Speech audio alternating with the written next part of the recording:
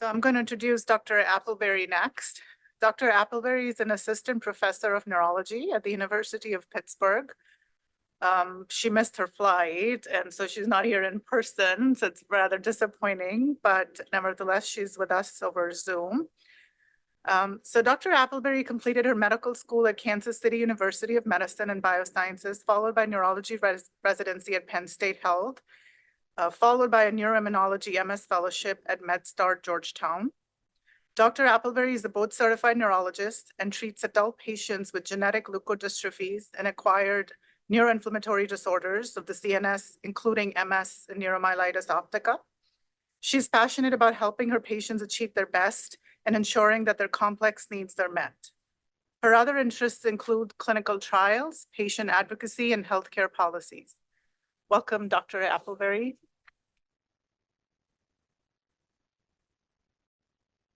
Thank you for the very kind invitation. It is a privilege to be here and be a part of this very important ADL discussion. A little bit of background about me, how I came to this. I see patients with various white matter disorders of the brain, and frequently, more frequently than you would think, there are patients that come into the clinic who don't meet criteria for MS, or perhaps in the past the McDonald criteria were applied maybe a little loosely, and overall the picture has red flags that would point against MS, but ultimately these patients weren't really given a diagnosis and were lost to follow-up, and there wasn't really a comprehensive clinic to identify their needs. So I started an undiagnosed white matter disease clinic about 2 years ago at the University of Pittsburgh, and I see patients with adult leukodystrophies outside of ADLD, including CADASIL, among others, just because there really is, in terms of neurology, we have become so siloed, where we do MS and other neuroinflammatory disorders, movement disorders, Parkinson's, Huntington's, neuromuscular, but meanwhile, there's not really dedicated specialty dedicated to these particular patients. And as I will highlight later, I do feel that neuroimmunology neurologists are well equipped to treat these patients, because the phenotypes have many similarities to progressive MS. And I think there's a lot that we can do. And for some reason, my slides aren't advancing. There we go. So I've heard, some things from patients that I find to be disheartening, and it usually comes from when they were first diagnosed with ADLD, and essentially it comes down to healthcare burnout. They've been through the system. They have been told there's nothing that we can do, and I just want to kind of put that out there very early on, that I strongly disagree with that statement. I think there's always something that we can do. And I think that there have been neurology pioneers from decades before me who have paved a way for making neurologic care better for patients with chronic neurologic conditions, even well before there were disease-modifying treatments on the market. MS is a great example of that, but we can't do it alone. We are a very small group. MS has taken decades to build, and that's kind of what I would hope we would all be able to build within the ADLD community as well. But that starts with caring for the patients now. And so I think there is a misconception that leukodystrophies are an illness of childhood. And so as a result, adult leukodystrophies are not really taught in neurology residency or fellowship even, and that has to change. And so a lot of my clinical approach is informed based off of the literature by Dr. Raninko, Finson, and Dr. Padayev here, as well as physician questionnaire from a cohort of about 56 patients globally. And so I've kind of, although I don't think it's appropriate to do a one-size-fits-all approach with any patient, even an MS patient, because they can present so heterogeneously, but using kind of a similar framework for addressing their needs, while as we're learning about the condition as time goes on, tailoring the needs specific for the individual patient. And so I want to kind of highlight what we do at the University of Pittsburgh at the MS Care Center. Particularly, so we have comprehensive clinical care that addresses the MS symptoms, paying attention to bladder symptoms, among other things that we can intervene upon early that do improve quality of life, and also giving patients the opportunity to be a part of our long-term prospective observational study that really encompasses all patients with central nervous system demyelinating diseases, including ADLD. My disclosures, I have research funding for a project on blood biomarker evaluation for a CNS demyelinating biomarker specifically. These other disclosures are irrelevant. So as someone alluded to earlier, the diagnostic odyssey for leukodystrophy in adults is, well, I guess period is extensive. Same with adults. And I'll kind of give an example of residency. There was this very unique MRI, very unclear presentation. We kind of eliminate other more common things. Is it toxic metabolic, other things that can cause a confluent symmetric T2 flare hyperintensity is once these are all kind of ruled out. And then we get to the very end, more common things are excluded. There's kind of like this look on everyone's faces, including the attendings, even very experienced attendings who kind of just have like deer in the headlights. I have no idea what to do. And that's pretty ubiquitous. There are many centers across the country that they have recognized this unmet medical need. But I think starting early and teaching the next generation as genetic testing becomes more prevalent and more advanced is really important. And I've had the privilege of teaching medical students, residents, and MS fellows who have now seen some adult leukodystrophies, and there's been really a lot of interest from them. And so I think as genetic testing becomes more advanced, it will be even more important to pass down this knowledge to the next generation. I want to take a little clip from the first report, at least to my knowledge, of a phenotype of progressive MS that was observed to be inherited in an autosomal dominant fashion. And this was in 1984. They had a head CT and they noticed that there were these very atypical findings. And this they also had some pathologic samples that did not appear inflammatory. And so this kind of was the foundation of future ADLD observations, but kind of highlighting this kind of progressive MS feature, which I want to emphasize. Caring for these progressive MS patient phenotypes, even if they're not on disease modifying therapy, can be very beneficial for them.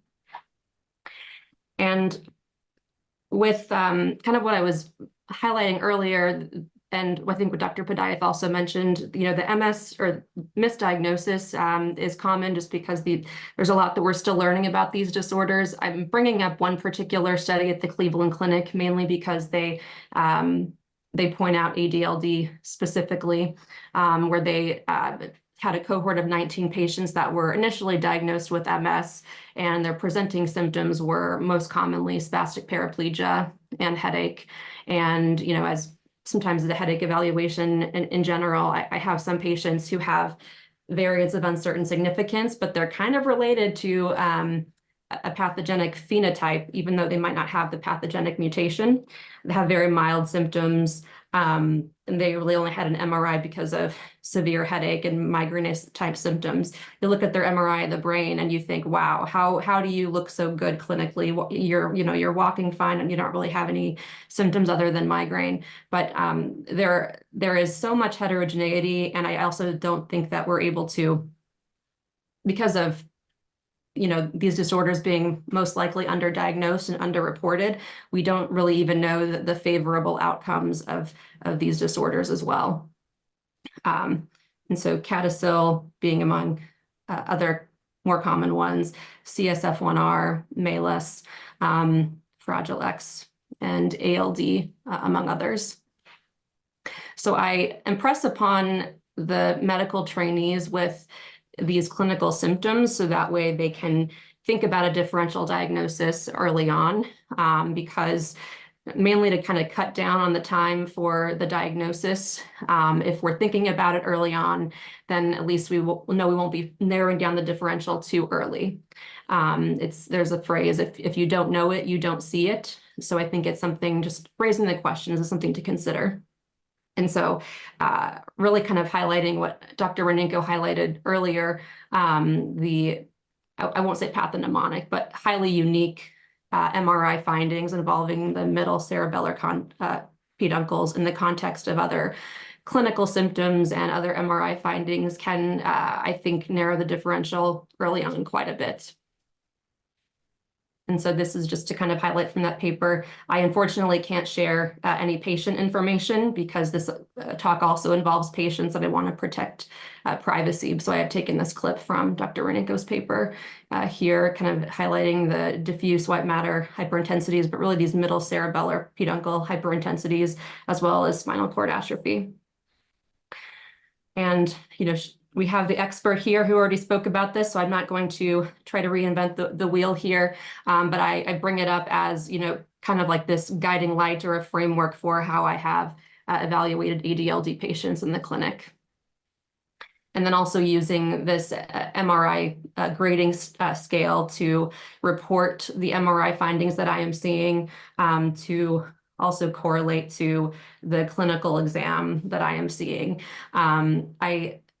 Dr. Renenko also highlighted the heterogeneity of MRI features and clinical findings, and I think Dr. Tobin will probably also be able to comment that in MS and other related disorders, there often can be a mismatch in the clinical progression and the MRI. The MRI is not perfect, even in MS, progressive MS in particular. So although I think it's helpful to monitor these periodically, kind of having a standardized way for how we're reporting these, I think is helpful. And so this is part of the questionnaire that Dr. Padayev and Renenko and collaborators had dispersed to clinicians globally, asking them various questions about patient presentation. When was the age of ADLD onset? What was their first symptom?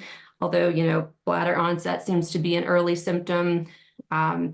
There were others that presented with other symptoms to begin with, age of autonomic symptoms, and how long it took to require an ambulatory aid or wheelchair, and then going into the specific neurologic review of systems and how things, if there were more than one, if there was more than one exam, if those changed over time. And so the data are unpublished, but what I will, say is that the findings that they found were in line with what was previously reported. 23 of these patients were from the original study. But as I am seeing my ADLD patients, I'm building on to this data set, trying to, breaking it down to each review system, whether they were present or absent, kind of adding on to that, separate from what we are doing within the MS clinic. And so these are just how they broke down the symptoms: cognitive, specifically attention, memory, language, visuospatial, executive, and psychomotor. And then here, you can all see this sensory, autonomic, pyramidal. So this is all kind of a little bit subjective depending upon how the clinician reported it.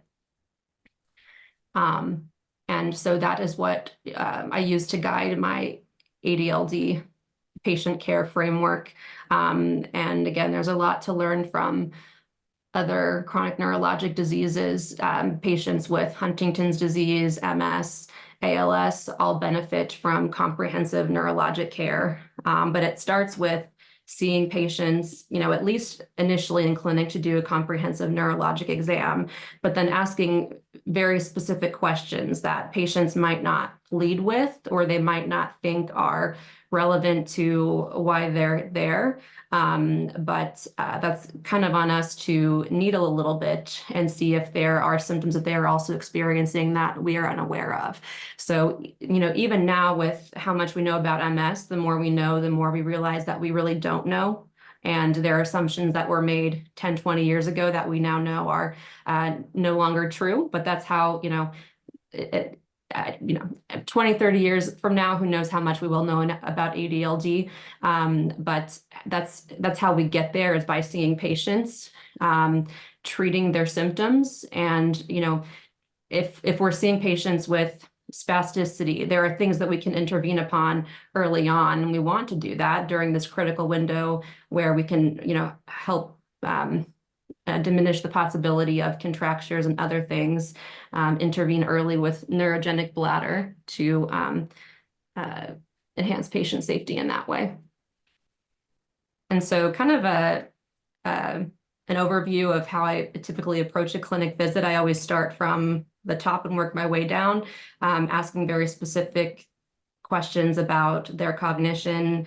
And as part of the standard of care within our clinic visits, with the observational study, patients have the option to be consented. And so the IRB is quite broad. So we kind of get all of these metrics in parallel, and these are documented so that down the line, certain questions that we might be asking later, we can later be able to extract that from the chart and do a data analysis later. But with cognition, we really kind of frame this after multiple sclerosis. And again, I know that's not perfect. There are certain outcome measures even used in MS clinical trials that are less than perfect, but kind of using multiple different outcome measures collectively and collecting them early on and documenting them early on so that as we learn more, we already have that in the system. So cognition, at least in multiple sclerosis, processing speed can be impacted. So we do a simple digit modalities test on everyone, regardless of whether they have consented to be in the study or not. And then I ask very specific things like attention, other things that were informed by Dr. Padiath's data from the 56 patients. And then vision, ball bar, it seems like the cranial nerve findings were, it's hard to say definitively, is it from the ADLD, but there was some dysphagia. We'd have to kind of do a deeper dive, was there concomitant esophageal issues, other things, before attributing it directly to ADLD. But that seems to have been what was reported. And then motor, not just weakness, but spasticity. Is that there's someone who would, benefit from baclofen or other antispasmodics early on, helping with sleep. If you help with sleep, then that can improve cognition, that can improve mood, all of these things. So really, it's pretty basic, doing very basic lifestyle modifications and counseling about things that we would any general neurology patient. But unfortunately, there are some general neurologists that they're not really sure about this disorder. The patients are kind of left, not really knowing who's going to take care of them. But I think if we're at least looking at it this way, we can do a lot of good.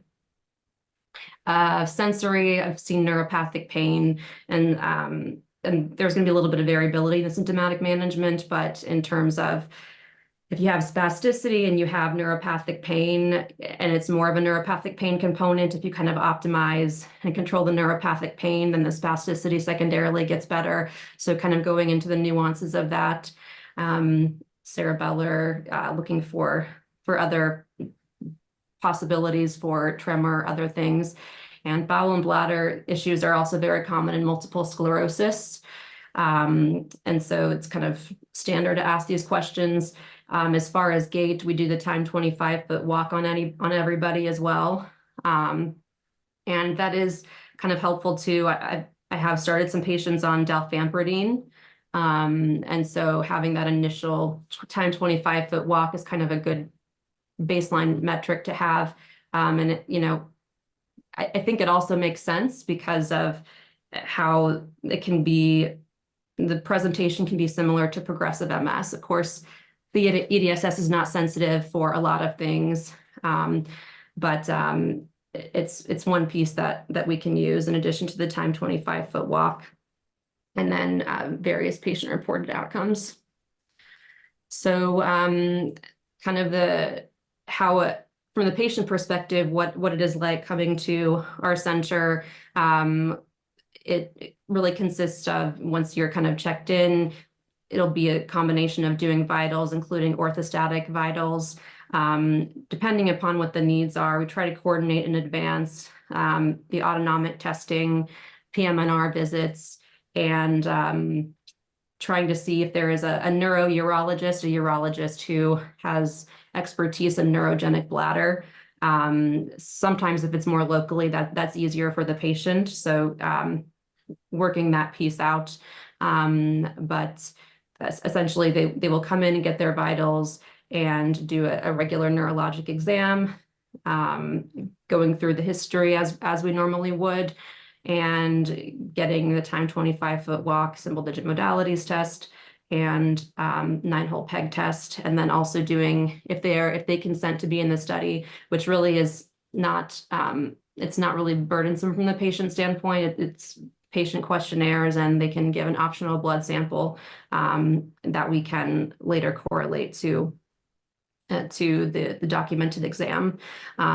So one additional piece that I have incorporated is the actionable bladder symptom screening scale, which has been used for MS. It's something that I put in the initial intake early on to kind of see, does this change over time from year to year? I think how this was initially intended was to, have a threshold for when do we intervene with bladder symptoms, but I don't really think there needs to be a threshold. I would kind of have a low threshold to intervene pretty early if it's impacting quality of life. So this is really just kind of a brief overview of the clinical care that we do at the University of Pittsburgh. I think there is always something to be done, and it starts with seeing patients in clinic at least once so we can have a good neurologic exam. Telehealth is a really nice adjunct to care, but we can't really assess disease progression, motor progression, without an in-person neurologic exam once per year. And I know that sounds like a lot, but there are some things from a telehealth exam you can get. You can see how they're walking. You can check basic coordination things on the telehealth exam, but it's very hard to grade spasticity remotely. Not that it can't be done, but I think having one in-person neurologic exam at the same time as discussing the study, collecting a blood sample, if the patient consents to that, these are all things that we will initially have and continue to build. So that's really all I have.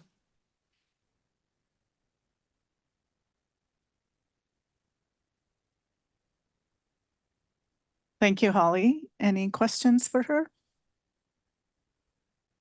Thanks, very good. Thanks, Holly. It was a great idea to give the dalfampridine. Did it work? Were you able to show a change in the time 25-foot walk? I haven't been able to do a follow-up neurologic exam. I mean, subjectively, it's kind of hard to say. Subjectively, yes, but I haven't been able to measure that.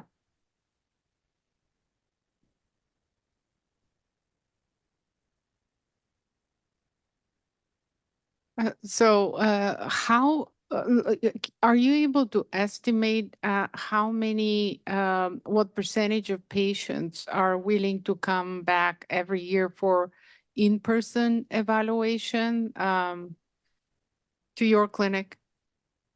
I don't think it would be very high, but what I will say is that even if they come in person for the first visit, that will allow us to do telehealth visits in the future, especially if they're coming from out of state. And so it's definitely, and I also tell all of my patients this, it's not a deal breaker if you can't do it. I still want to see you. I still want to follow you. I will meet you where you're at, figuratively speaking, to work with you and help you in any capacity that I can. And so at the very bare minimum, coming for an in-person visit, and then we can do telehealth in the future. So I don't anticipate that number percentage would be very high. I know it's a challenge and a big ask to ask of patients who have mobility issues. So I am very mindful of that. But I also think that if we want to do it right, we do need a neurologic exam because the MRI alone is not sufficient to really monitor for progression. And in parallel with this clinic, I am looking at a biomarker for disease progression in multiple sclerosis that is specific to demyelination. So I know that NFL, is used quite often, but it's, a marker for axonal degeneration. It's not specific for demyelination. This particular marker, semaphorin 4A, is looking at demyelination specifically. And so having a large number of MS patients to evaluate and assess disease progression in combination with these clinical metrics, EDSS, age-related MS severity score, to help inform the clinical progression and correlate that with the biomarker, the blood biomarker. And so there is a lot that we can do remotely, no doubt, but the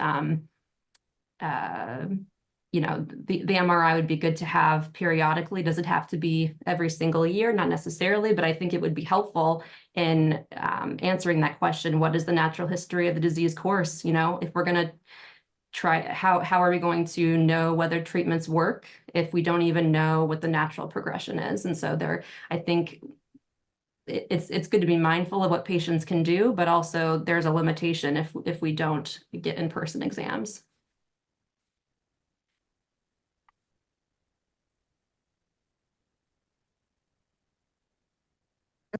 More questions for her?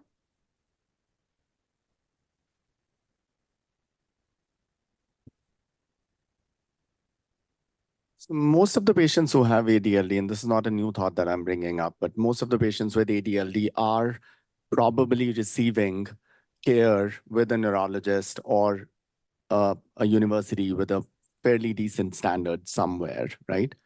So can we come up with a progressive set of questionnaire where patients don't have to travel back to the, Yes, to yes. the primary site of care?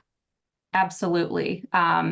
Yeah, and I think if they have a neurologist who is managing them and is very hands-on and is plugging them into the appropriate subspecialties, that is excellent. That is the best case scenario. And I'm happy to manage or kind of manage as a consult remotely. I'm happy to do that as well. Yeah,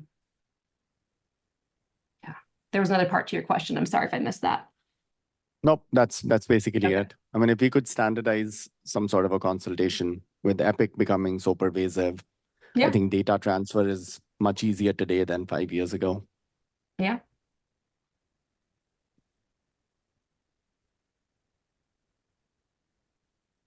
Well, thank you for all the questions.